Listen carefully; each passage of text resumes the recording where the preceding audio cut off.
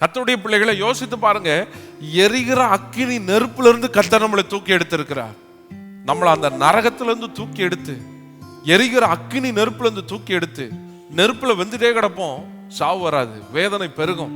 இப்படிப்பட்ட ஒரு இடத்தை பிசாசு நமக்கு வச்சிருந்தப்ப அவன் கையில இருந்து பறித்து இழுத்து கொண்டு வந்து நமக்கு ஒவ்வொரு நாளும் வார்த்தையை கொடுத்து நம்மளை பரிசுத்தம் பண்ணி, எல்லாவற்றுக்கும் மேலாக தன்னுடைய விலையேறப்பட்ட ஜீவனை சிலுவையில கொடுத்து நம்ம அனுபவிக்க வேண்டிய சகல பாடுகளையும் உபத்திரவங்களையும் அவர் ஏற்றுக்கொண்டு, நம்ம அடிக்கப்பட வேண்டிய இடத்துல அவர் வந்து சொன்னார், இவன் குற்றத்திற்காக நான் அடிக்கப்பட்டு விட்டேன், என் பரிசுத்தத்தை அவனுக்கு தரேன், அவன் பாவத்தை நான் என் மேல எடுத்துக்கொள்கிறேன். அப்படி நம்மளை பிசாசின் வாயிலிருந்து விடுவித்து எங்க கொண்டு போய் வச்சிருக்கிறார் தெரியுமா? அவருடைய சிங்காசனத்துல அவருக்கு சமமாக அவருடைய வலது பாரிசத்துல வீற்றிருக்கும்படி வைத்திருக்கிறார். ஹல்லேலூயா.